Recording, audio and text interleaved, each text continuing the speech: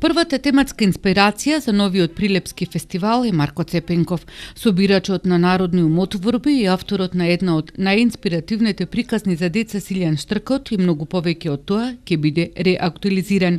Ни современите уметнички текови, модерните технологии, ликот и делото на Цепенков ќе се представи повторно како актуелно, атрактивно и секако разбирливо и достапно за новите генерации, кои ќе имаат реална и опиплива можност одблиску да се запознаат со творештвото на една фасцинантна личност.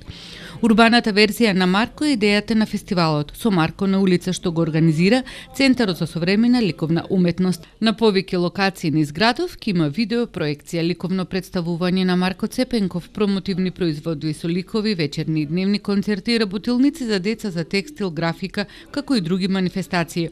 Тоа ќе го постигнеме со многу тематски содржини, кои што ќе ги представиме во текот на тие 3 дена. Сите содржини и сите рекламни материјали, промотивни материјали кои што граѓаните ќе можат да ги купат и ги посетат, се сработени врз основа на 6 прототипи на Марко Цепенков кои што ги изработивме.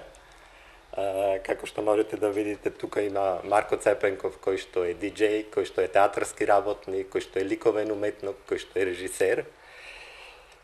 И студијата во текот на фестивалот ќе бидат представени во работилници. Плакатот ќе представува тематските соби на фестивалот и секој одделен настан, согласно содржината и собата, ќе има свој плакат во текот на фестивалот. Фестивалот ќе биде отворен во четврток во 17 часот и 45 минути пред Центарот за култура Марко Цепенков со така наречена огнена представа, а потоа до 13 октомври ќе следат другите тематски содржини, најавуваат од Центарот за современа ликовна уметност. Манифестацијата е поддржана од Министерството за култура и од Општина Прилеп.